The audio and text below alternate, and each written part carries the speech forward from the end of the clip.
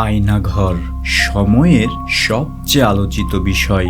সেখান থেকে ফিরে আসা জীবনের গল্পগুলো থ্রিলার মুভিকেও হার মানায়। আয়নাঘর কি এবং কি উদ্দেশ্য নিয়ে তৈরি করা হয়েছিল আয়নাঘর, সেই প্রশ্নের উত্তর জানার চেষ্টা করব আজকের ভিডিওতে। বাংলাদেশের প্রতিরক্ষা বাহিনীর counter terrorism intelligence bureau CTIB দ্বারা পরিচালিত একটি গোপন আটক কেন্দ্রের নাম আয়নাঘর। ধারণা করা হয় এখানে কমপক্ষে 16টি কক্ষ রয়েছে, যেখানে একসঙ্গে 30 জন বন্দীকে রাখার সক্ষমতা রয়েছে।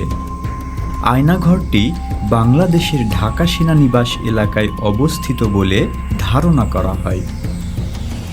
সুইডেন ভিত্তিক স্বাধীন নিউজ পোর্টাল নেত্র নিউজের একটি অনুসন্ধানী হুইসেল ব্লোয়ার প্রতিবেদন প্রকাশ করে যে অভিযোগ করা হয় যে বাংলাদেশের কর্মকর্তারা আয়নাঘরে বলপূর্বক গুমের শিকারদের আটক ও নির্যাতন করছে।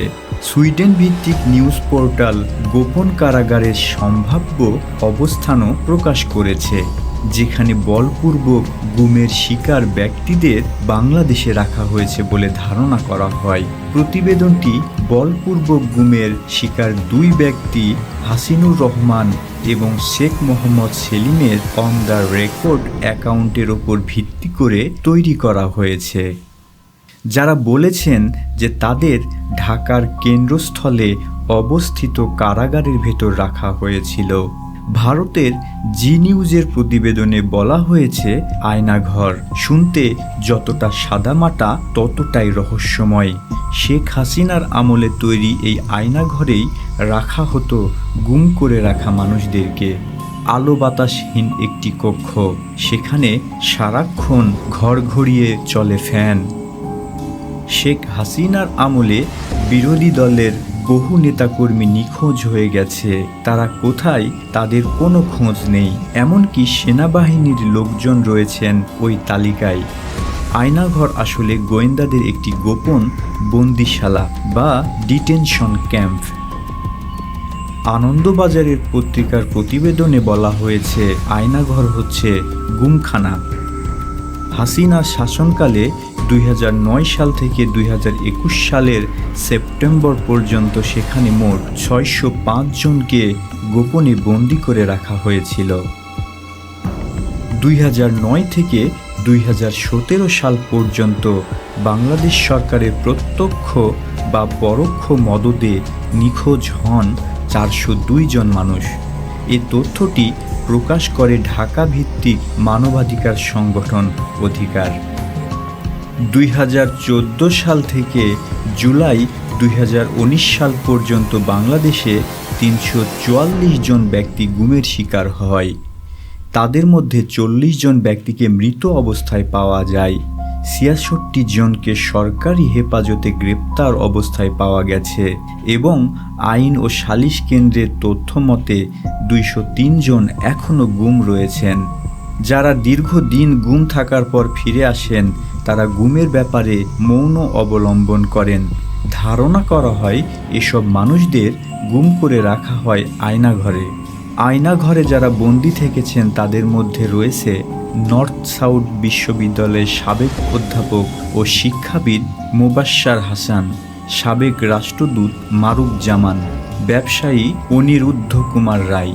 এছাড়া আয়নাঘর থেকে সম্প্রতি ছাড়া পেয়েছেন বাংলাদেশের ব্যারিস্টার এবং জামাতে ইসলামী নেতা মীর কাসেম আলীর ছেলে মীর আহমেদ বিন কাসেম, সাবেক সামরিক জেনারেল এবং জামাতে ইসলামী নেতা গোলাম আজমের ছেলে আবদুল্লাহিল আনাম আজমি, পার্বত্য চট্টগ্রামের রাজনৈতিক সংগঠন ইউপিডিপি এর মুখপাত্র মাইকেল চাকমা।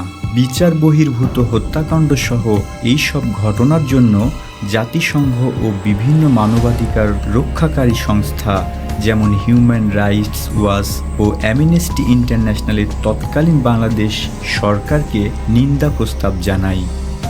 এ সময় গুম হয়ে যাওয়া পরিবারের সদস্যরা মায়ের ডাকে নামে একটি প্ল্যাটফর্ম তৈরি করেন। এখানে যাদের পরিবারের সদস্যরা বাংলাদেশে 2009 সাল থেকে আজ পর্যন্ত আওয়ামী লীগ নেতৃত্বাধীন সরকারের শাসনামলের সরকারি সংস্থা কর্তৃক বলপূর্বক গুমের শিকার হয়েছে, সেই ঘটনাসমূহকে সামনে আনার জন্য এ সংগঠনের সৃষ্টি হয়। বাংলাদেশ বেসরকারি একটি সংবাদ মাধ্যম থেকে ধারণা করা হয়েছে যে দেশের বিভিন্ন স্থানে এরকম আরও বেশ কিছু নির্যাতন ও আটক স্থান থাকতে পারে। 2024 সালের হিউম্যান রাইটস ওয়াচের রিপোর্ট অনুযায়ী শেখ হাসিনার ক্ষমতায় আসার বছর 2009 সাল থেকে তার পতন পর্যন্ত বাংলাদেশে 600টিরও বেশি গুম হওয়ার ঘটনা ঘটেছে। রিপোর্ট অনুযায়ী আয়নাঘর থেকে খুব কম বন্দী মুক্তি পেয়েছেন, তবে কিছু বন্দীকে দীর্ঘ বিচার প্রক্রিয়ার মাধ্যমে মুক্তি দেওয়া হয়।